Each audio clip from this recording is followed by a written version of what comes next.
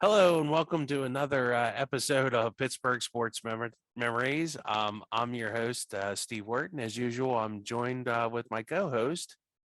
Tim Hannon. And today, the two of us are going to go over overtime. We're going into overtime. Tim, are we getting paid time and a half for this? Maybe not. Yeah. Time and a half on our regular salary of zero. What's zero times time and a half? Well, Still zero. So we're definitely we're working overtime, and I hope hope everybody listening is enjoying their overtime.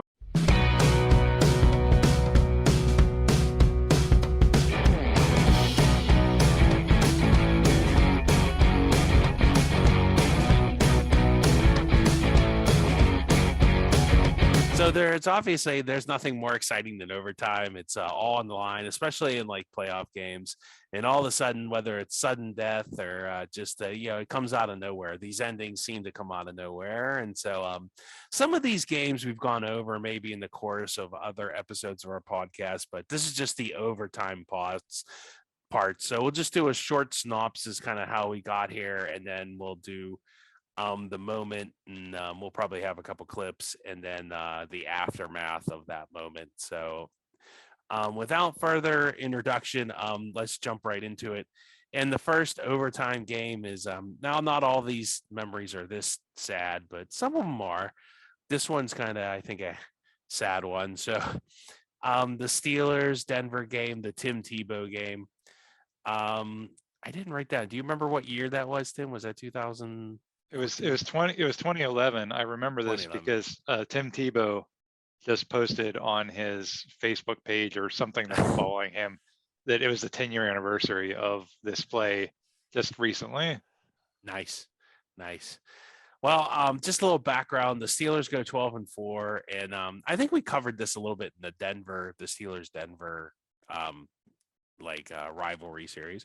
They have to play a road game in Denver without Ryan Clark because Ryan Clark doesn't want. Well, Ryan Clark wanted to play, but Dan Rooney, being the wise, he's a good owner and just a general good person, would not let him play because of his sickle cell disease, and it would be a bad look for the NFL and the Steelers in general if Ryan Clark died. So, and it would be bad for Ryan Clark too. So a lot of reasons that Ryan Clark couldn't play this game. Nevertheless, the Broncos are 8-8, but they had home field, and you say, well, wait a minute, how's an 8-8 team get home field over 12-4? It's due that the Steelers did not win their division, and the Broncos did, and that AFC West wasn't that strong that year. So we'll fast forward to this wild card game. We're gonna go. The Broncos had a 20-6 lead in the game, but the Steelers came all the way back, and they had tied it at the end of regulations with 23-23. And this is the first game to be played as a non-sudden death format for overtime, which is now, I guess, the way they have it now, where if you score a touchdown, it's sudden, the game's over. But if you kick a field goal, it's not, because, Brett Favre can't be sent home like that. So it really doesn't matter, because Tim Tebow completes his 10th pass of the game. This is in overtime. So at that point, Tim Tebow had completed 9 passes in 60 minutes of football. He completed it to the late Demaryius Thomas, and it goes for 80 yards in the game-winning touchdown. And here we'll go and listen to the scope of this. Tim Tebow gets his first chance, first pass, first play of the new overtime.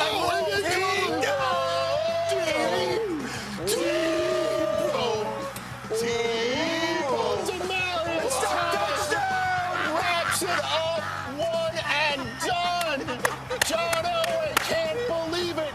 So John Elway, made famous for one of the longest game-winning drives in playoff history, watches a one-throw from Tim Tebow to Demaryius Thomas, and that is the way Tim Tebow and Demaryius Thomas, the first-round picks of Josh McDaniels, will see Josh McDaniels next.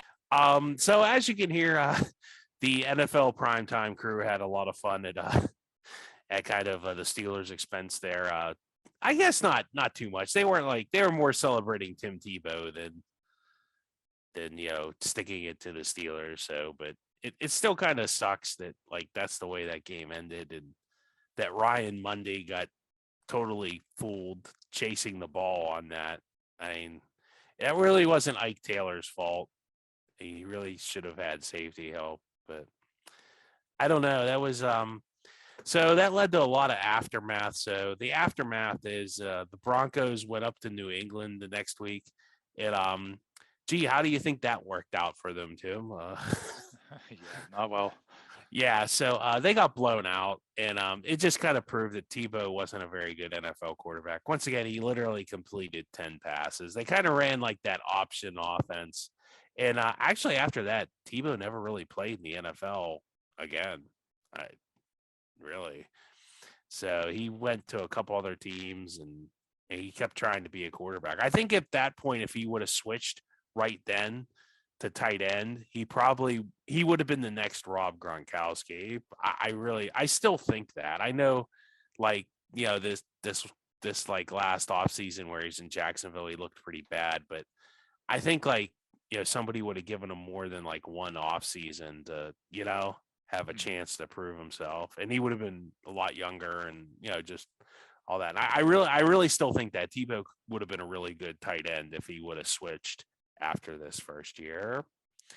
But so the Broncos, they go on and they get a real quarterback, like some guy named Peyton Manning.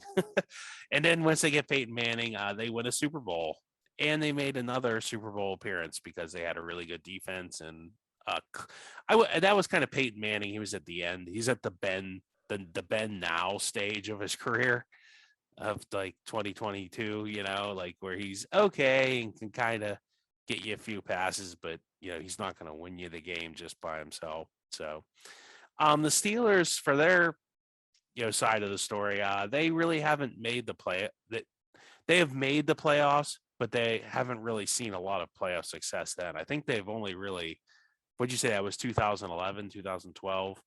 So what, they've won 2 playoff games since then?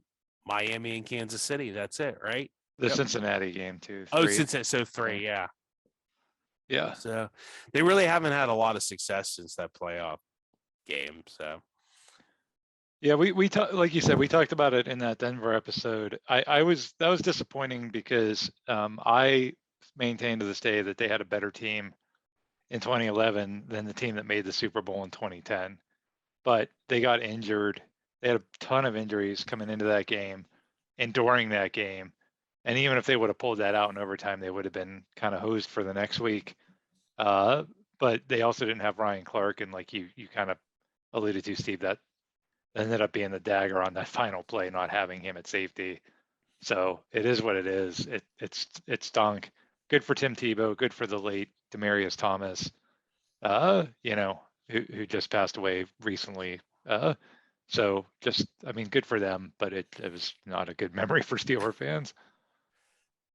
Yeah, well, shifting gears to a happier overtime moment. And we just covered this in our podcast on the Winter Classic. So the Winter Classic with Sidney Crosby. A quick background: in 2008, the NHL decides to have a big event game to try and improve the visibility of the league. They put a game outside on New Year's Day. This is a day normally reserved for college bowl games. So what does the league do? They want to hype. Of course, you want to hype your biggest young star at the time, Sidney Crosby. The Penguins had sucked up to that point, not really, and they had made the playoffs the year before, but had gotten eliminated pretty handily in the first round. The Sabres, for their part, it was Buffalo and Pittsburgh in Buffalo, and Ralph Wilson or whatever, Highmark Stadium or whatever it's called this week. I don't know what it was called back then. They have Ryan Miller. They had lost Daniel Briere and a couple other players the year before. So going into overtime, the Penguins scored really early, like in the first minute. And do you remember who first scored that first goal? Maybe it's fresh in your memory, everyone, right? It's Colby Armstrong. Yay. Who didn't know he scored in the Winter Classic? Buffalo scored to tie the game in the second period. The game stayed tied. The ice really was in bad shape. I remember in the third period, they'd stopped the game a couple times. Like one of the Zambonis got frozen. So Letang, Ty Conklin made some really big saves in the shootout. And Letang, like this is like Letang's, I don't know if that's his, like, it's definitely early on in Chris Letang's career, but he took a shootout. He scored a big goal to keep it going because I think the Sabres had scored a goal to take a lead. And so Ty Conklin like keeps us in. And then of course, Sidney Crosby ends the game with a beautiful goal over Ryan Miller, which we'll listen to right here. 1 for 5 this year, 8 for 26. The game on his stick right here. Score! Penguins win! And Doc Emmerich, of course, is like awesome. So it's a great call. I miss Doc. Moment. Yeah. So Doc was awesome there. And that was a lot of fun. And it kind of like we said before, that kind of launched the Penguins run of success, even up to this year. Yeah, they had a little lull there, and we'll go over that a little later in the podcast. But the aftermath, Buffalo doesn't make the playoffs, even with 90 points for the season. The Pens do make the Cup Finals, but they lose to the Red Wings. The NHL goes absolutely crazy with Winter Classic and Stadium Series outdoor games. They seem to have played them everywhere from Reno to, I don't know, LA. And so who knows where maybe they'll play one in Hawaii in a volcano next. I don't know. So good times for the NHL there. Going back to disappointing Steeler overtime losses. But the Steelers have a lot more disappointment overtime than success, it seems. I don't know. Steelers versus Titans.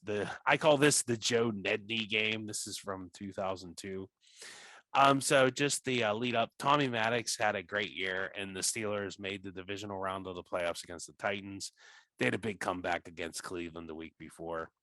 But in this game, the Steelers and Titans, they go to overtime, and the Titans line up for a short field goal. And Bill Cowher, he calls the timeout. The fireworks go off. It's like a 5-minute delay. It's like the best case scenario for like icing a kicker.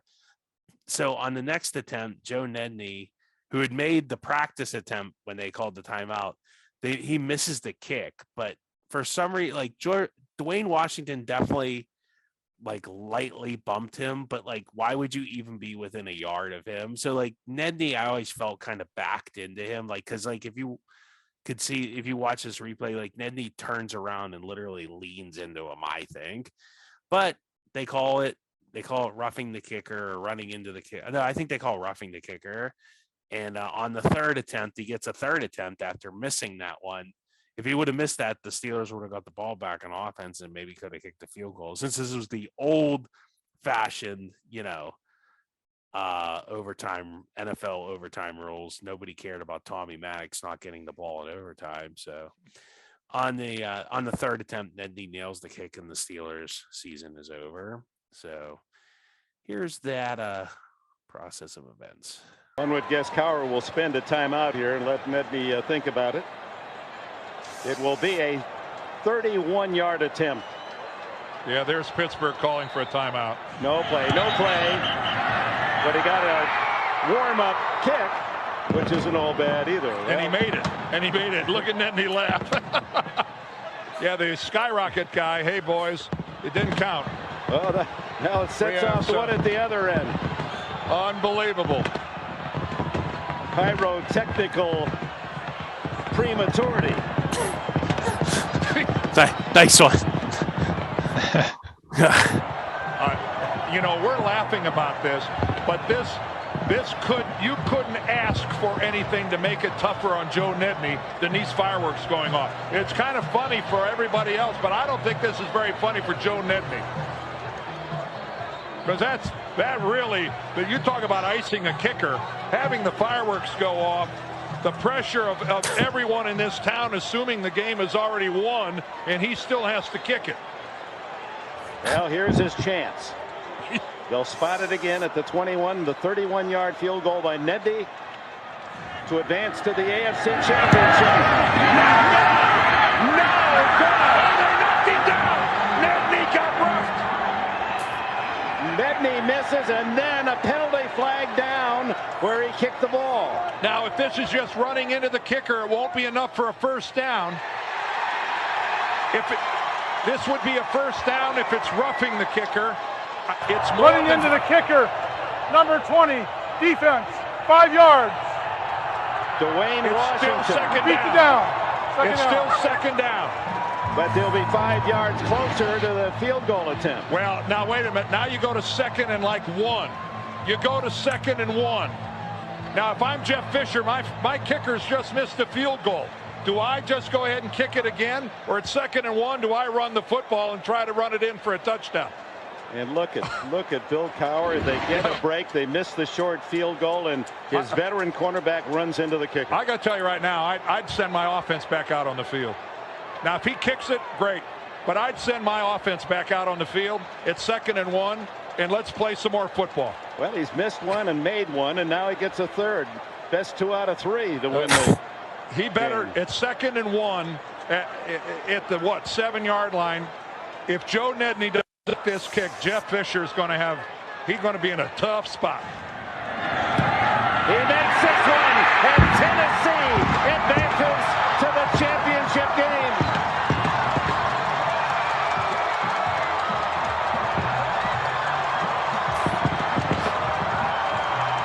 And I think Bill Cowher is telling Ron Blum, you cost us a game by calling that penalty. Boy, Bill Cowher is upset. So that's some really who was the color guy? I recognize him, but Dan I can't. Dierdorf. That was Deerdorf. Okay, that's Yeah. that was some Steeler hate there. Am I reading into that, Tim? Or that he was way too excited that Nedney got roughed, and he was really mad that Nedney had to kick it a third. I didn't realize that. Even when I listened to it to just listen to it just now, I was like, wow, that was some classic Steeler. He was really excited, and then. You couldn't see it. Obviously, you can't see it. This is not a visual, but Cowher ran and got in like the referee's face, and that was Ferrier there had to pull him away. Yeah. And Cowher had a right to be upset. It was a ticky-tack call because Washington dove and Nedney, like you said, kind of almost fell into him. I think Nedney even joked about like He said an Oscar. Yeah. Yeah. I mean, he turns around. He literally turns around and leans into him. Now it's Washington's fault for being there. It is. But like at the same time, like, okay, so I'm a kicker and I miss a kick. I'm finding a defensive player and running into him. I mean, it's a ticky-tack call to have the whole season ride on you making that call. But to your point, Steve, like Dwayne Washington wasn't going to block that kick. I hate that. Like the Steelers, there was a game a couple of years ago where they lost a game to the Chargers the same way. Do you remember that? It was like it wasn't overtime, but it was the end of regulation where the Chargers missed the game-winning field goal, but we ran into the kicker or we were offsides, I think, actually. It was offsides, yeah. But it's like you're not going to block the kick. He's either going to make it or he's going to miss it. And if you're going to block it, you're definitely not going to do it coming off the edge. No, it's always up the middle. Yeah. And you can't jump. You can't, like, remember people used to get a running start and jump over the line. Can't like do you that can't do anymore. any of that anymore. Yeah. So just let him kick. And like he missed. And so ticky-tack call, I get why Cowher was upset, but I still think that's on Dwayne because it just in the Steelers, the way that game was going, it was what, 34-34 in overtime, Steve? I think 31-31. It was 30. That was the game. Like Jeff Reed had kicked like a bunch of field goals that barely went through, if I remember correctly. They went through, but they weren't confidence inspiring. That's for sure. Well, the way that game was going, it was going to be last team with the ball wins. Yeah. Or in the case of overtime, the team that won the coin toss was going to win. Yeah. So if he misses that kick, I really think the Steelers would have driven down the field and won the game. So it hurt. The Steelers weren't great that year. They had a terrible defense, but they had this like Tommy Maddox inspired score 30 points every game offense. And who knows what would happen. I mean, the team that won the Super Bowl that year was Tampa Bay, and the Steelers had shut them down like 3 weeks before that in Tampa. So who knows? Yeah, see, you're getting into the good aftermath there. Yeah, the Steelers, actually, the Titans went on and what they lost to the Raiders, and it was the Raiders played Tampa Bay in the Gruden Bowl, and Bill Callahan didn't change any of his signals or anything. So John Gruden knew exactly, it wasn't even, you can't even call it Spygate because I mean, it's like John Gruden coached the Raider. I mean, what are you supposed to do? Like, you would think if you once again, if I'm going that situation, I literally keep everything the same except for like 1 or 2 calls.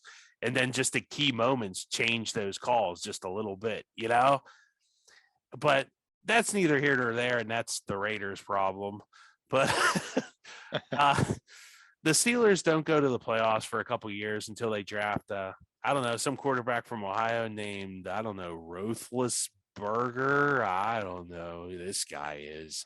Who knows if he'll ever be any good, Like I said, the Titans lost to the Raiders. I think that's as the Titans. I don't think the Titans have been in a championship game since then. Yeah, they played the Kansas City and won a couple of years ago, and we should say, as of the time of this recording, because they are a number 1 seed this year, and as of the time of this recording, they haven't played a playoff game yet, but they could have been in a championship game by the time this drops. That Super Bowl 37, I always thought that would make a good documentary, because Tim Brown actually came out at one point and said he thought Bill Callahan had this feud with Al Davis, and he wondered openly, publicly, if Bill Callahan did that on purpose. Just through the Super Bowl.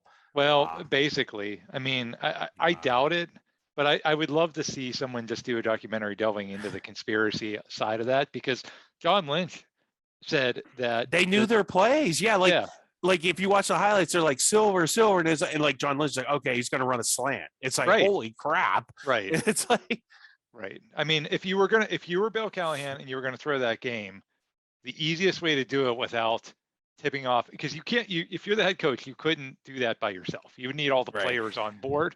So the easiest way to do that would be to not change any of the calls against the former coach. So I don't think that's what happened. I just on record saying I don't think that's what happened, but I would love to see somebody explore that conspiracy theory and put all the evidence up on a screen. I said, you don't have to change every call. Like if you just change 2 or 3 key calls, it totally now they're not going to believe anything. You know what I mean? Right. You don't have to change your whole offense. Just change it at on a key third down. Okay, this key third down, we're doing the opposite or so, instead of a slant, we're going to go. And they're sitting on a slant. You're going to get their 7 points right there easily. And now John Lynch can't jump every route, or Dexter Jackson, I guess. Dexter Jackson was really the recipient of all this. He ended up signing for huge money, and he never did anything after that Super Bowl. Yeah, ironically with the Raiders too. So yeah, Bill Callahan was not a good thing for their franchise. But again, it's like you said, it's the Raiders. Who cares? Screw them. You know what? I have a secret confession here, and this is don't tell anybody, even though I'm telling everybody. I love the Raiders. They're my second favorite team because you know why? Have I ever told you why I like the Raiders, Tim? Because you want to get a lot of angry emails after this podcast. Because they're pure, unadulterated evil, and you just don't get to see, and they don't care. They're not like New England, who's evil but tries to pretend to be good. No, they're just the bad guys. They're the bad guys, and they're the bad guys, and they're gonna be the bad guys. That's what they are. Silver and black. Just win, baby. The Raider rules: cheat is what. Raider rule 1 is cheat. Raider rule 2, if you're not cheating, you're not trying. I totally respect that. That's why I respect them way more than the Patriots. So, hey, just win, baby. Well, I will say that they did put the Steelers into the playoffs this season, so I think a lot of people are not as hateful of the Raiders maybe at the current moment. Sometimes you got to root for the bad guy. I mean, hey, yeah. But switching gears to a game that probably me and nobody else remember. I'm probably the only one that remembers this. We're going to USL Soccer, which if you said, what the heck is that? That would be the soccer league of the United States. That's the second. It's like the second league. If MLS is the top league, this is the next league. And this would be the Bethlehem Steel and the Pittsburgh Riverhounds. And I was actually at this game. I attended this game. And the reason that it's weird is because like they went to 6 shooters into the shootout. This game. So the background there, the Riverhounds play in the USL, which is the second league. And the Riverhounds, they make the playoffs after they had missed some time, but they hired this coach, and he's still the coach there, Bob Lilly, who's like a legend at this level of soccer. He's won the whatever title, I guess they call it a USL championship title, but he's won there. But so Bethlehem Steel is the minor league team for the MLS team, the Philadelphia Union. The game goes to overtime after a goal by Ben Zemansky. The Hounds can't hold the lead. Bethlehem ties it in the 74th minute. In overtime in the 94th minute, the Riverhounds score, but because they don't play sudden death, they have to play like another 15 minutes. And so in the next, they play 2 15-minute overs. So in the next 15-minute overtime in the 108th minute on a free kick, and I remember it was from like kind of the top of the penalty area, which is like really tough to stop. This guy, Santi Moore, he scored to tie the game, and he literally banked it off the post, the side post, and went in. It was a pretty impressive kick. So they go to a shootout, and this is where it gets weird. Is like there's literally all 5 shooters score for each team. Like neither goalie, like, and the shootout was so great. Like it wasn't even like close upper corner. It was just like literally line up and kick the ball and it went in the net. And so it was literally going to come down to who missed a kick. And unfortunately, like it got down to like when you can't, like, it's not like hockey. Like remember like Balsma kept sending like what's his name, the one guy from the Capitals, just to keep doing his shootout. You have to go through your whole roster of players before you can repeat. So they got down to like some defensive player that's not it's like, I don't even have the guy's name written down. It'd be like having, I don't know, who's like a really like a really defensive player for the Penguins, Paul Martin, try and take a shootout shot. So that's basically what happens to the Riverhounds, and the guy misses, and that's how Bethlehem wins. And it's just weird because I've never seen a game, like I've watched enough soccer now, like I've never seen a game go like 6 or 7 shooters like that before. But hey, minor league shot, it was a playoff, and that's how their season ended. So another kind of disappointing overtime sports moment for Pittsburgh.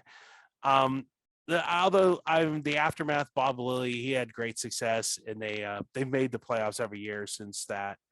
And unfortunately, this year, due to a COVID outbreak, that cost them their season. They literally, it was weird. They just the league was like, nope, you're eliminated, you forfeit. So bad for the Riverhounds there. Bethlehem Steel, they actually moved out of Bethlehem. And they moved to the Chester, Pennsylvania, which is a suburb of Philadelphia. I guess they moved closer to the Philadelphia Union team. So, hey, they have that going for them. We'll have a link to that if you want to watch. It's a rather lengthy clip, but you can watch the whole shootout and stuff if you're that into soccer. But that's just one of the weirder soccer things I've ever seen. So, yeah, soccer shootouts can be wild because it's kind of easy to score. Like that's the problem, and not like hockey where you could have a bunch of guys get stopped in a row or a bunch of guys score in a row. So yeah, for it to go that long, that's pretty crazy. Yeah, I think too, because at this level, the goalie actually was a kid from Pitt. So, and he really wasn't. It wasn't even close to him. It wasn't like, oh, it just grazed off his finger. Like he literally was diving the wrong way, or he dived like 2 seconds too late. Like it was ugly, and the other goalie wasn't much better. Like it was bad. But well, moving back to American football, the Steelers versus Atlanta. Once again, it's 2002, the Tommy Maddox season. In this game, guess what? The Steelers don't lose this game, Tim. Yay! Do they win though? No. So the background to this is Cordell Stewart got benched. It's the Tommy gun offense. Tommy Maddox is the quarterback, and the Steelers, like we said, are scoring points at will. But unfortunately, the defense gives up points as quick as the offense scores them. Atlanta has this guy named Michael Vick, and it's Michael Vick in his prime, so he's really tough to stop. So the game goes to overtime. Vick rallies the Falcons from 17 points down in the fourth quarter. And after this offensive explosion, you figure, somebody would score in the overtime. The offensives actually went silent and the score stayed tied. And there was a wild sequence to end the game. With 2 minutes left in overtime, Maddox throws an interception. And the Falcons, like 2002, so I guess it's still early on in Heinz Field. People hadn't, I don't know, was Reeves still the coach? Yeah, I guess Dan Reeves was still, or was it Mora? It might have been Dan Reeves who's still the coach. The late, the late Dan Reeves, like he tried a 56-yard field goal, which was just impossible especially back then in Heinz Field.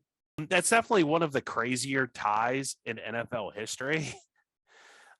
Vic goes to an NFC championship game, but he derails his career with the off the field issues. It's one of the few times Bill Cowher didn't win a game he was leading by 10 or more points. He's kind of like, who's the Sean McVay, the coach of the Rams. Like if he's leading at like the half, like he almost always wins. He's kind of got like that Sean McVay thing going. The Steelers, like we already covered, they go on to beat Cleveland and they lose an OT at Tennessee. And then once again, Maddox kind of hangs around until, I don't know, some guy from Ohio, Miami of Ohio, comes in and replaces him. So yeah, that was a crazy game. That was Michael Vick in his at his apex of being, really unstoppable. And like you said, probably the craziest thing about that game was, everybody's scoring a boatload of points, and then it goes to overtime and nobody can score. Like I think that was the weirdest thing about that game. It was kind of ironic. And then for the game to end on the 1 yard line on a Hail Mary, definitely a memorable game. I mean, it stunk that the Steelers didn't win, but I mean, they also didn't lose. It's definitely a memorable game in Steeler history. Yeah, it's just like, normally like a Hail Mary gets knocked down or tipped around and then hits the ground. But no, this one, he completed it, but it didn't count for anything for passing yards. That's the only thing in reception for Plexico. So going back to college football, I kind of have this, I call it the Pitt BC trilogy. And these are the 2002, 2004, and 2020 games. And all these games went to overtime. So we'll run through these. In 2002, Pitt won on an overtime kick. This is a game featuring Super Bowl winning Steeler backup quarterbacks, that of being Brian St. Pierre and Rod Rutherford, if anybody remembers them besides the Brian St. Pierre impersonator guy. I don't think anybody tried to impersonate Rod Rutherford, but it was like a weird game too. Like I think I've talked about this before. Everybody left with like 2 minutes to go. Like I think Pitt had punted and there was still like 2 or 3 minutes left, but Pitt had all 3 timeouts and Pitt got the ball back and drove down to kick a game tying field goal. And like it seemed like once the game went to overtime, everybody that had left came back to their seats. So I don't know if they were just like sitting out in the Great Hall, kind of watching the TV monitors to see if they could get a head start on your rush or what. But just some notes. Like I forgot about this guy, David Abdul. He was the kicker for Pitt that year, and he actually after that had some tough luck. He ended up kicking the game-winning field goal after Pitt totally stuffed BC in their half, and Pitt got the ball first. And David Abdul kicked like a 40-yard field goal. And then in BC got the ball second, and in their overtime, I think Pitt partially blocked the field goal or something, and it didn't go through. So Pitt won. But David Abdul had definitely some tough luck. His friend Billy Gaines, I don't know if anybody remembers this, had died in front of him in a fall at a church. And the reason they were staying at that church to begin with is because the apartment that they had been staying at had burned down, so they had to have temporary housing in this church. And so, and then later that year, David Abdul, after all that, his apartment burning down, his best friend dying in front of him, he actually held his friend until the paramedics showed up. It was very traumatic. He broke his leg in a car accident, and it was a kicking leg, so he was never really quite the same after that. And for all that, as for the rest of that season, Pitt went on to win the Insight.com Bowl. I think Insight.com is still around. I'm sure it is, but and the highlight of the Insight.com Bowl that year was a fantastic catch by Larry Fitzgerald, which is just an awesome highlight. Maybe we'll put that in the links. So moving on to 2004, I think I covered this in the Walt Harris season. Pitt 20, BC 17. It was a crazy game and a crazy season. Here we got this. Tyler Palko ran over a BC safety in this game. Here we'll play the clip of that, the audio of that. Phillips, I mean, as you mentioned, he didn't just pounce on it. He knew he had to go. Here's a flea flicker. Furman back to Palko, and Palko delivers the big hit. Peter Sheehan just got knocked over by the quarterback. That's Big East football, right? Everyone huddle around. Is Palko okay? Oh, Tyler Palko's already up. Sheehan wants his hat. We've had a turn of events here in the last two plays. The reaction from the crowd who just saw it on the big screen here at Heinz Field. You ever hit somebody like that, QB? Oh, yeah, definitely. Oh, yeah. I get the snot knocked out of me, but Tyler Palko does a smart thing. They can't fool BC down the field to flea flicker. Tuck it, lower your shoulder. You're not the game of leverage. He just used that uppercut, that right forearm uppercut, delivered a blow right in front of the Pitt bench. That's not the place where Sheehan wants to get knocked down. So I don't know if you recognize the voice on the color commentator there. That was one Mike Tomczak. So Mike Tomczak doing some color commentary covering the Pitt Panthers. So that was really like, it seems like so like trivial that like a quarterback running over a safety, but that really like BC was kind of dominating the game till that point, and for whatever reason, that fired up. I remember I got fired. I remember I was at that game and I jumped up and I like everybody. You can hear the crowd in the background just go nuts. It's kind of weird that was the play, and it seemed to turn the tide for Pitt.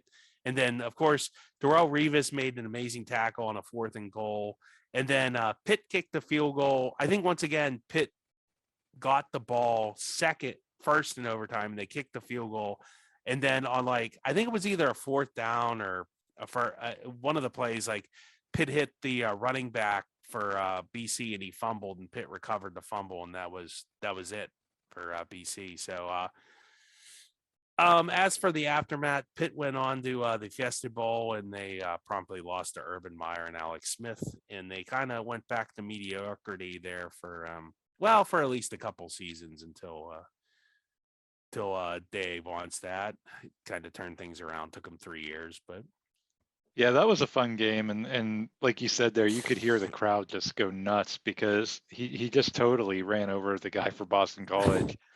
And you don't necessarily see, you might see like a Jerome Bettis type player, or, somebody like that do that. But to see the quarterback just truck a guy, that fired everybody up. And then it was also weird to see that game end with a fumble.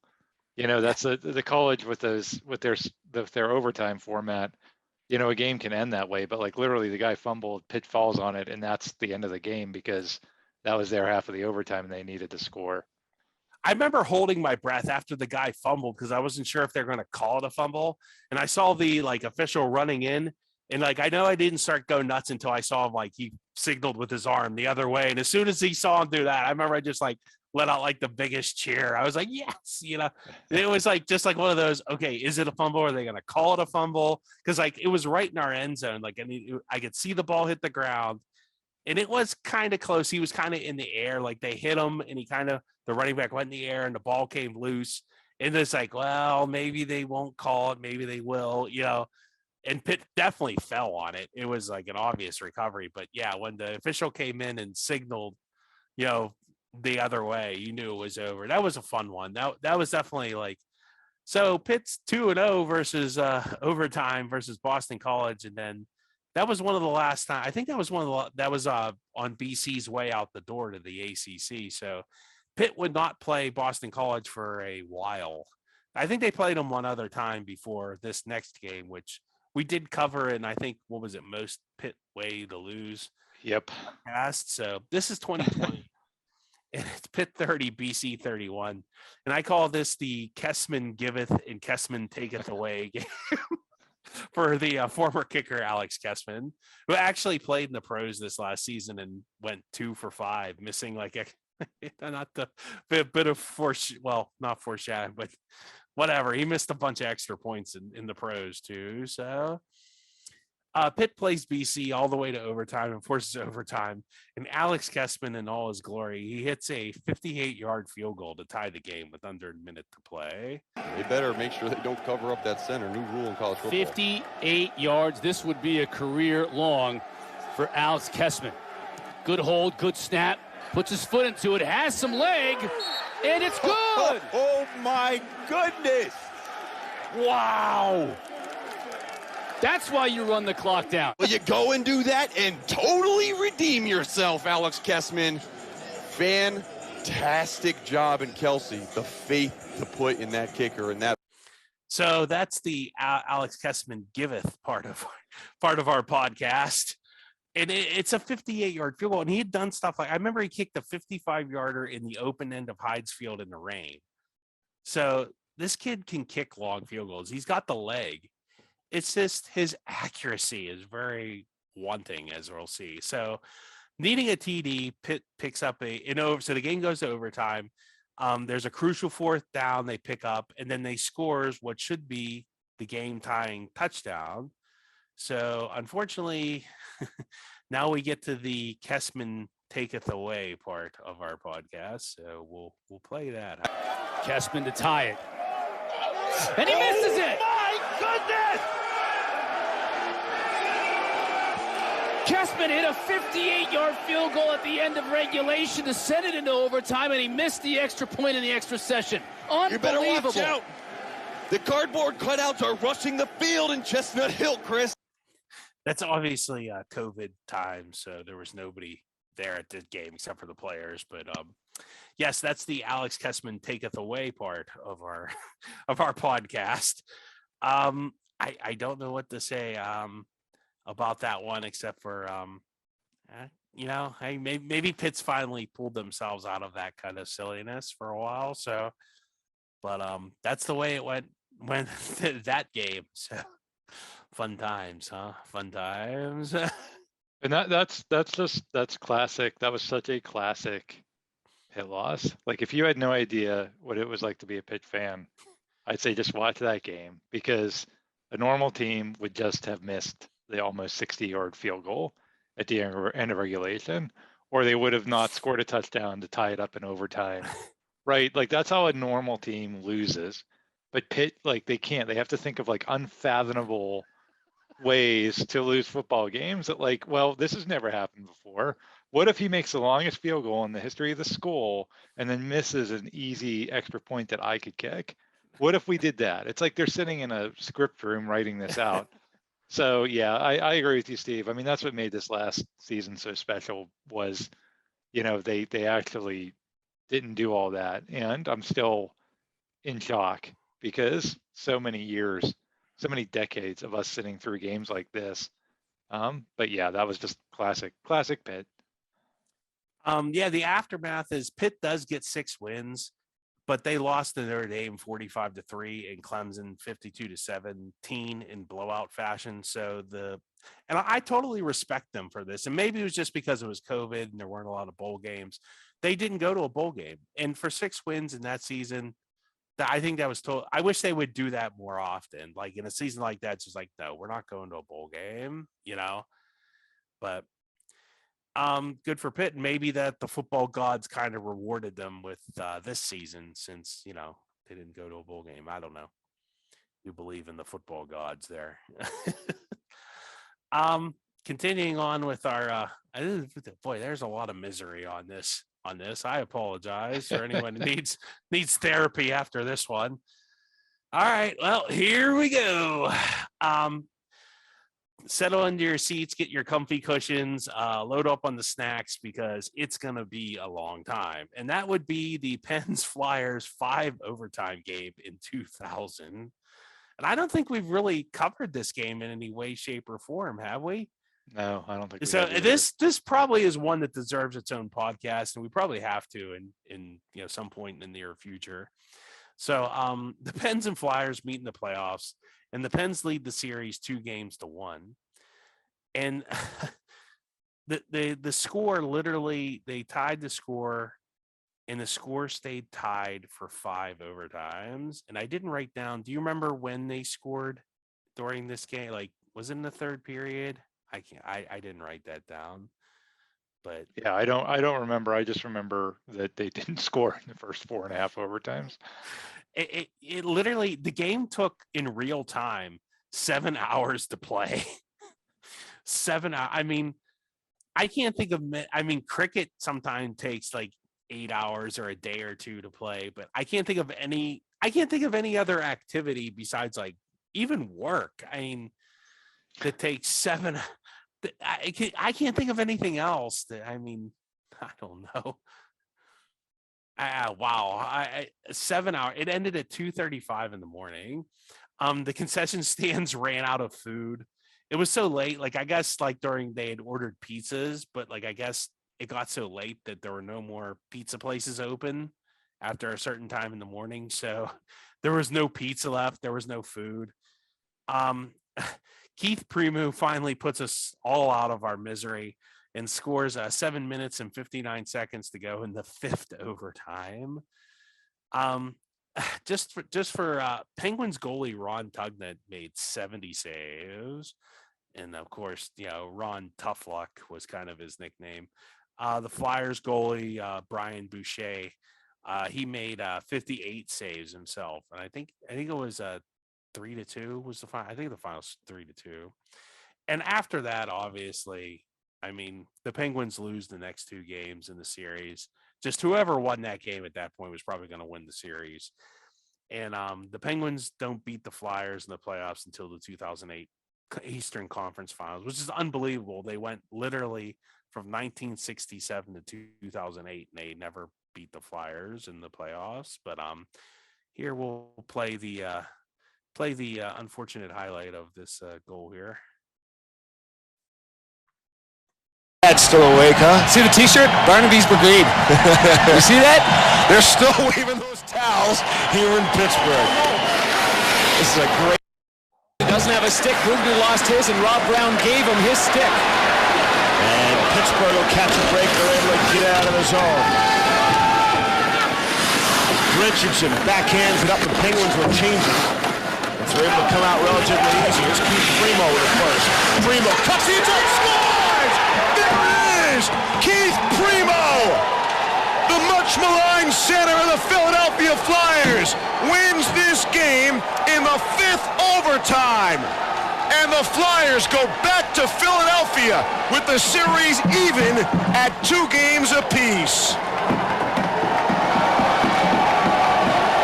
So, like, I don't know who was all there at 2:30 in the morning in the Civic Arena to celebrate that, but Keith Primeau was, and Keith Jones, and I guess Robbie Brown. Did I hear Robbie Brown was this is his second stand with the Penguins at that point? So, I mean, that I didn't write. Is that I think that's still one of the longest game in NHL history too. There might be one that's longer, but.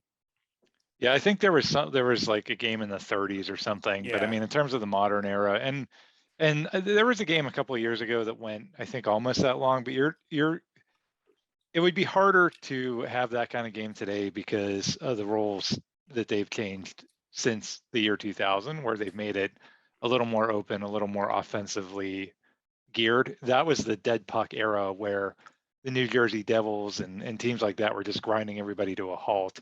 And I remember that the thing I remember about that game was the overtime period would start. There'd be a lot of skating for maybe 3 or 4 minutes. And then the last 15 minutes of the overtime would just be, a lot of just back and forth, no real good scoring chances. Like the ice was bad. It was like if you were going to score, you had to do it early. And I think what was that goal, the Keith Primo goal, Steve? Like 7 minutes into that overtime. Yeah, it was an odd time to score it, but like there's interviews like I read so like Yager was like, he said that, I figured he said though, like one of his teammates, like, can you please just score to end this game? Like everybody was tired. Nobody could move. Like you said, I mean, they played literally 2 games. Yeah. For 4 overtimes. That's 2 games. And that's 7 periods of hockey. Yeah. They were literally halfway through a third game, right? Am I doing the math correctly? It's 5 overtimes. So yeah, 3 periods, 3 overtimes. That's 2 games, then a 4th and a 5th. So they were literally halfway through a third game. That's insane. No wonder they ran out of food. Moving on to even more depressing Penguins overtime stuff. And this one hurts. I think this one, I don't know. I mean, I didn't really do an aftermath on the Penguins Flyers one. I think that, I don't know if that or the Kasperitis. No, see that they still made the playoffs after that game. So the Penguins didn't really, we'll go over that a little later, but the Penguins Islanders, and this was overtime too. This is 1993, the David Volek goal. And the Penguins are looking for the three-peat. It would have been the first three-peat since actually the Islanders in the 80s. They actually won the President's Trophy for the best regular season record. I think they had a 16 or 17 game winning streak during the season. They have 4 players that score 100 points. I don't know. They have a ton of Hall of Famers on the team. But this Islanders teams, they're a plucky team, and they're coached by Al Arbor, who was the coach when they won all those 4 Stanley Cups in a row. So this guy knows how to coach and knows how to win. And like I said, the Islanders, they do force a game 7, and they get the game to overtime, where we'll pick it up with I guess David Volek in all his glory here. Gets it inside the line, gets it back again. Beats cross ice, broken up by Samuelson. And Samuelson's pass off a skate, Volek turns. With Ferraro, here they come, 2-on-1. Volek shoots, scores! David Volek, Islanders! And they'll be a new Stanley Cup champion in 1993.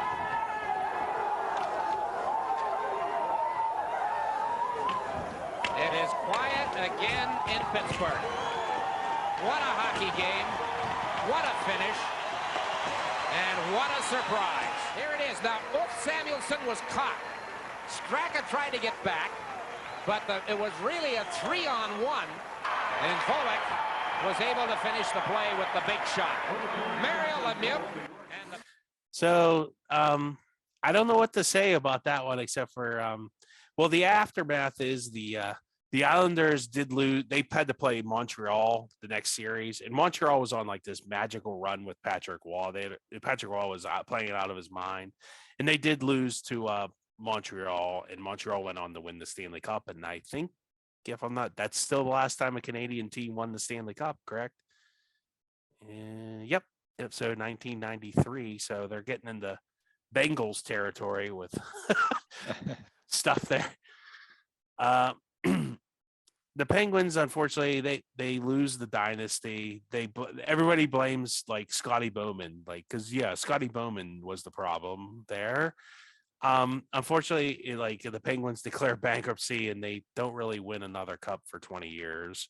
They don't really compete. I mean, we'll see here in the next thing, but they really kind of like, I don't know if they made the finals one other time before the lockout, right? Yeah, I guess was that against Florida? Yeah, I think that's the only other time. The conference finals, yeah. That hurt. That was their best team. I mean, the '93 team was better than the '91 and the '92 teams. It was just their best team that they ever had, and it sucks that the Penguins' like top 5 worst moments ever are all against the stupid New York Islanders. I hate that franchise so much. It's like, and the Flyers ones, that hurt because it was the Flyers and you hate the Flyers so much. But they would have had to play the Devils in the conference finals had they won that series, and the Devils were way better. Or they would have had to play Dallas in the Stanley Cup final. Like the Penguins were just in 2000, they were kind of on like a magical run with Ron Tugnut, a veteran goalie. You know, they weren't that good of a team. But '93, I mean, and they would have played Wayne Gretzky. It would have been Mario Lemieux versus Wayne Gretzky in the finals. Kings, because the Kings, they had to play the Kings. Yeah. And that whole rivalry, that would have been so good for hockey. That would have been so good for Mario's legacy. It just, to have David Volek score that goal, that just to this day, it still really, really hurts. It's probably one of the bigger disappointments in Pittsburgh sports history, quite honestly. Going to a more positive Penguins moment, the Darius Kasparaitis goal in overtime of 2001. And I think we've covered this in another podcast. The Penguins play Buffalo in Buffalo. I think this was a series winning goal. Was this game 6? It was game 7. It was game 7. Yeah. They have Jágr and Mario. Or no, they don't have Jágr. This is 2001. Yeah, I think they had Jágr and Mario. Yeah, but the Sabres, once again, if you have a goalie in hockey, it's kind of like a quarterback in football. You can pull rabbits out of the hat with a pretty mediocre team. In Hasek, he just keeps the Sabres in the series, just making amazing save after amazing save, and of course it goes into overtime when Kasparaitis scores his now famous goal, and some fun with this. Taking over on the play is Robert Lang. He's got a Traeger. Here's Kasparaitis. Wristing one. He shoots and scores. The Pittsburgh Penguins have won the series in overtime. Darius Kasparaitis. And ladies and gentlemen, Elvis has just left the building. So that's a much more fun moment to relive. He beats what was his quote after beating like Kasparaitis? Man, he had a fun quote. He said something like I guess he had scored against Hasek once before, and he said, "I own that guy now." And I mean, he was, he wasn't being like cocky, he was being like silly, but it was just classic Darius Kasparaitis. So the aftermath, the Penguins, like we said, they lost to the Devils in the conference finals. And then the next season, they basically trade Jágr for a hot dog and tickets to the Washington Monument. And they enter a serious down period in the franchise history. And they go through bankruptcy again and the lockout, and they really don't recover until 2008 with that, when they make the playoffs again against the Senators. So, and then the Winter Classic and all that. So this really was their last kind of like, it could have been like, that could have been the Penguins' last like hurrah in Pittsburgh if, Mario hadn't saved them. So could be saying Darius Kasparaitis' goal in overtime was the Penguins' last like kind of shining moment. But thank God we don't have to say that, huh? Yes.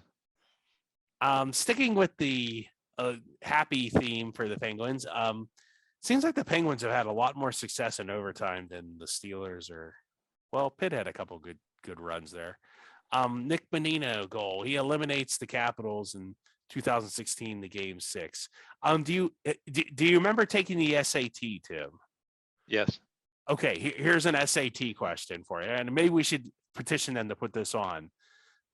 Islanders are to Penguins as Penguins are to blank. That would be the Washington Capitals. Yes. Or you could go, I would say, Islanders are to Penguins as Steelers are to Indianapolis Colts, it's just, or the Jets, it's just for whatever reason, it doesn't matter. It beats them. So, so the Capitals and the Penguins meet again in the playoffs. And once again, the Penguins get the better of the team from Washington. And the Capitals were the favorites to win the cup that year. I remember a lot of people picked them to beat the Penguins in this series. And it wasn't it wasn't unreasonable. Like, well, that's not wasn't like you didn't feel like it was just being you're just being biased. You thought, well, that's probably reasonable. They're a really good team. But unfortunately for the Capitals, the HBK line was absolutely unstoppable. And here we'll have some fun listening to the Capitals. Has Hagelin moving to the net and spiked down to the air by Chorney and laid around behind. Kessel up with it there. Ben one around in front. Hagelin is shot. It's over!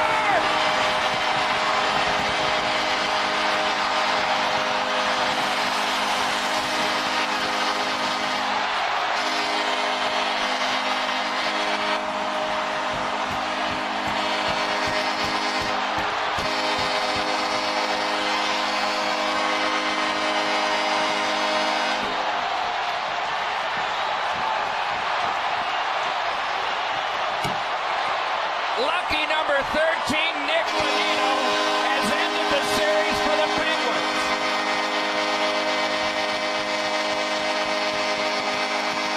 My favorite part of that highlight clip is that like Doc Emmerich's like really good with hockey. So he waits till they're done blowing the horn, right? And as soon as he tries to talk, I was like, F you, Doc Emmerich. Good move by the guy in the horn. But no, I love Doc Emmerich. Yeah, if it was like Keith Jones or Mike Milbury, it would have been even better. But that was just funny. And of course, the poor Capitals, they're the Washington Generals to the Pittsburgh Penguins, Harlem Globetrotters, and they just can't catch a break. So the aftermath, the Penguins go on to win the cup, and they repeat as cup winners the next year also. The Caps do finally get there to win a cup, and they have to do it in 2018 by beating the Penguins. So maybe the Capitals have kind of had that monkey off their back, the catharsis, finally beating their, nemesis, the Pittsburgh Penguins. So. Yeah, and good for them. I mean, the Ovechkin was destined to win one eventually. So I don't know. I wasn't happy for them, but I was kind of happy for them a little bit. I didn't want them to beat us to get there, but it still felt good that Bonino scoring that overtime goal. That was the year the Capitals actually had won the President's Trophy that year. Yeah. So to your point, everybody was picking them to win the cup, and it just felt so good to beat them again.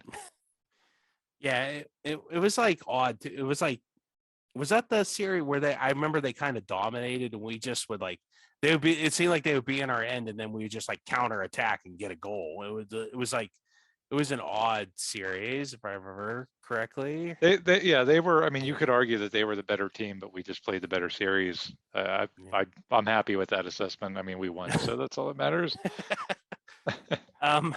Moving on to teams that for some reason Pittsburgh owns. That would be Steelers Jets 2004, and this one has to be painful for Jets fans, and they've had their painful memories here. The Steelers are 15-1, and they're having a magical season. They have rookie quarterback Ben Roethlisberger playing well. The Jets are coming into Heinz Field, and they have Chad Pennington and Curtis Martin. So the game goes to overtime. And the game goes to overtime because Doug O'Brien misses 2 field goals in regulation. The Steelers defense holds the Jets in overtime, and Ben drives the Steelers down for a 30-yard field goal to win it for them. We'll listen to the fun and frivolity here. Well, the score tied at 17. Pittsburgh thinking that they were going to move down into field goal range. Ben Roethlisberger severely overthrows Plexico Burress. David Barrett with the interception. And that puts the New York Jets and gives Herman Edwards' team, in which he says that this team has no quit. For the second week in a row in the playoffs, they have a chance to pull a large upset. Crowd will tell you whether the Jets win.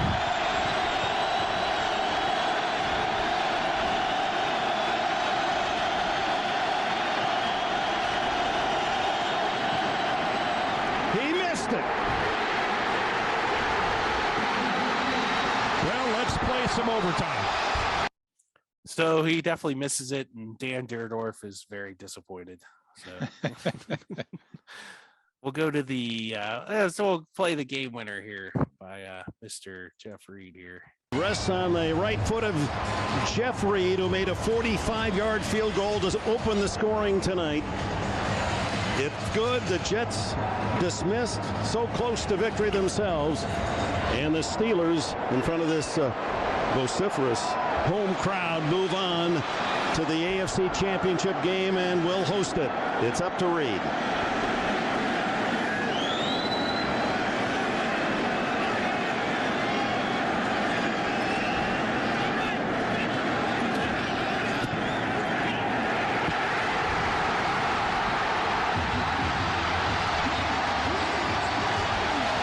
Number 3 from 33.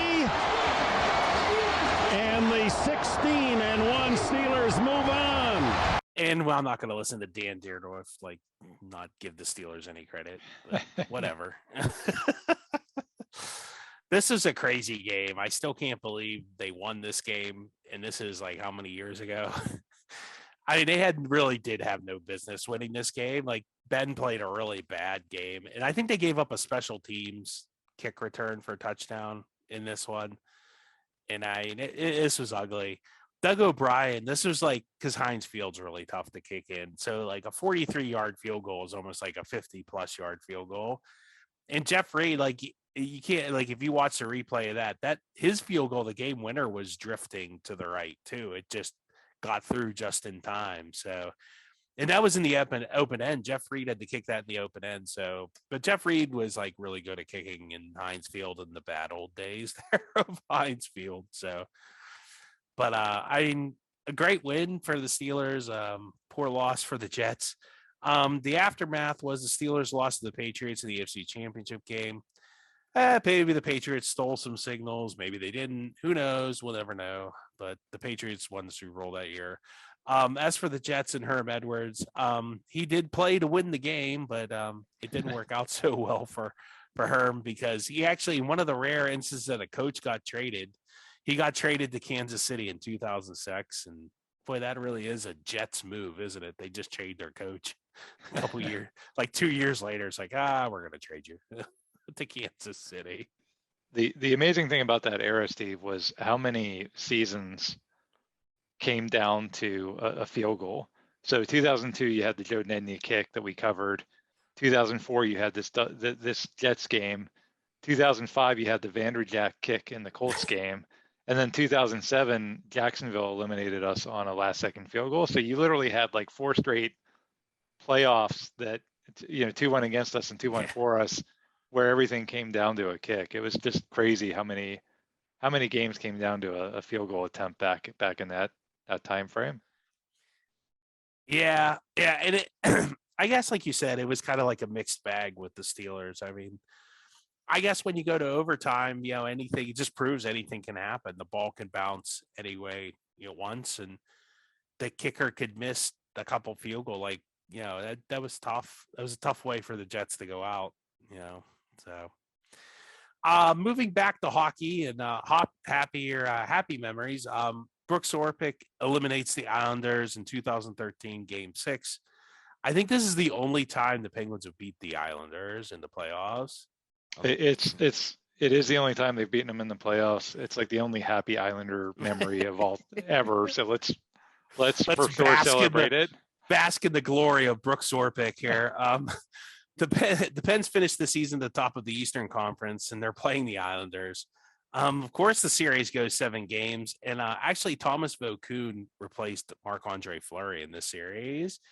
And Brooks Orpik, he picked a really good time to score his first playoff goal. Puck's on goal. You're being too nice. They only have one shot in overtime, and it was early. Malkin holds the puck in for Kennedy. The return to Malkin. Now Orpik with a drive. He scores! Brooks Orpik sends the Pittsburgh Penguins to a second-round meeting with the Ottawa Senators. And the best part, that was in New York. That was in the old Nassau Coliseum, I think, too. So Right in the middle of their stupid chant too. That was the best thing about that. Just like they were in the middle. Let's go. Oh, oh, our season's over. take that, Islander fans, and all the other times you killed us. Yeah, and your 4 Stanley Cups and coming back from 3 game, no wins to 3 games. Yeah, what was it, 3 game deficit? Yeah. I think what the Penguins lost in the conference finals, I think to Boston that year. Yes, they did. And it was like a 4-game sweep, so it wasn't even really that close. The Penguins, unfortunately, they don't win another cup until they go through 2 more coaches and a general manager. So that was kind of like one of the few highlights, I guess, of that 2013 kind of till 2016. So moving from hockey to football, Pitt WVU 1997, the backyard brawl. So the background, this is Walt Harris's first year at Pitt, and he takes a dismal team. They hadn't won more than 4 games or 3 games in, I don't know, 5 years, 6 years, maybe longer. And gets them to a 5-win season. So it's the last game of the year, and that, back when sanity ruled college football, you would play your rival, and Pitt's biggest rival at that time, because Joe Paterno didn't want to play us every year, was, well, no, I guess they did play Penn State every year in the 90s too. But yeah, they, the big rival was definitely West Virginia. Outside of Penn State, Notre Dame, West Virginia is definitely one of the bigger rivals.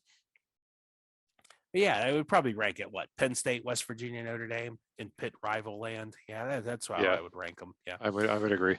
Yeah. So and so Pitt needs this to become bowl eligible. West Virginia just wants to ruin Pitt's season. They just want to beat Pitt. They don't like Pitt. They express it in their own little special cheer. So, and the game is against WVU, and it's in Morgantown. So, the game goes to overtime. And it goes to triple overtime. And because this is after they changed the rules to you couldn't end in a tie. So down 38-35 and with Pitt on the 32-yard line and having a 50-yard field goal with a not very good kicker, Walt Harris decides to go for it on 4th and 17. And Pete Gonzalez actually completes a pass to Jake Hofert for the first down. And here we go. I think we'll play that. And Terry Murphy catches a TD pass a couple plays later. We'll play this for you. Well, the numbers are simple, but this game has not been. A 3-point margin. Last gasp attempt for the Panthers of Pittsburgh. They led 21-10 at halftime. The Mountaineers came roaring out of the locker room, battled back to force overtime on the 47-yard field goal by Jay Taylor late in the game, and now it's up to Pittsburgh to score or go home with a 5-6 record for the season and lose their bowl opportunity. They're not going to attempt to kick it. It would be a 50-yard field goal try if they did try for it. Forensics long, a 49, and as Dave Logan pointed out, he was blocked on an attempt earlier in overtime. So they're going to go for it. They need 17 for a first down. Gonzalez complete. First down. Hofert. What a gutsy call. Wow. My goodness. Take a look at Hofert. Just a hard slant to the post. Right there in your screen. No one anywhere near. The ball's on the money by Gonzalez. West Virginia, they've been rushing the football very well. Look at the reaction on the Pitt side. That's Matt Lytle, the backup quarterback, number 8. It is 2nd and 10 from the 13. Gonzalez to the end zone. It's caught. Touchdown. Terry Murphy, and the Panthers have won it.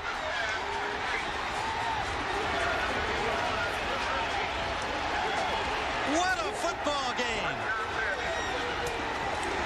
Well, there you heard it.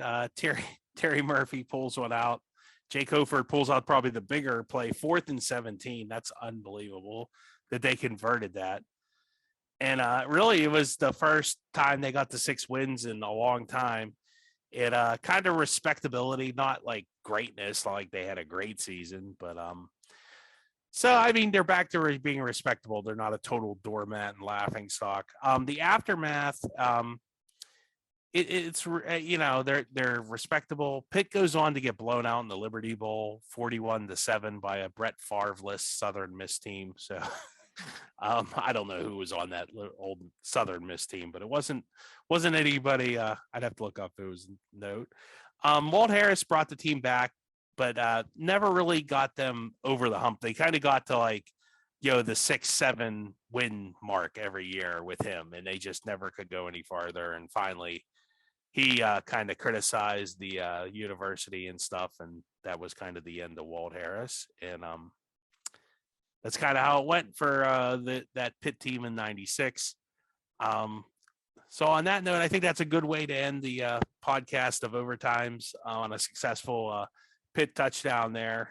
Kind of make up for some of the bad, but just never know, Tim. You never know which way it's going to go in these overtimes. I think is the biggest one, and I don't know. Maybe it just seems like we had a lot more negative on this list than positive. I don't know. Did I miss any positive ones that you can think of, or off the top of your head?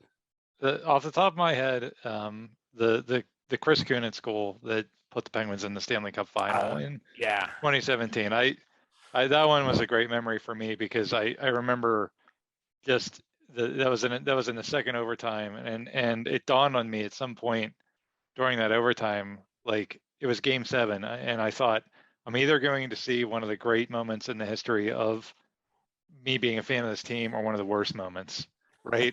Similar to that Islanders Game 7. It's like when it's Game 7, it's like this is either going to be amazing, memorable, you're going to want to relive it years later, or it's going to really hurt every time you think about it. And those moments are, those don't come about often, and that was a great moment. So that's the only one I can think of that that you didn't. Oversight on my part, but Craig Anderson really played well that series, if I remember correctly. And, the Penguins were kind of fortunate to get one by them there in overtime, but I think the Penguins were the better team, definitely in that series. It's just, once again, a goalie in hockey, man. You don't have to have the greatest team in the world. If you just have a really good goalie, it really evens everything out. So, thanks for listening. Check us out on the web, on Twitter, and at Pittsburgh Sports Memories, Weebly at PittsburghSportsMemories.com. We always appreciate word of mouth and giving us likes or, just recommend us or friend us on or, follow us on Twitter. So for Steve Word and Tim Hannon, thanks for listening in.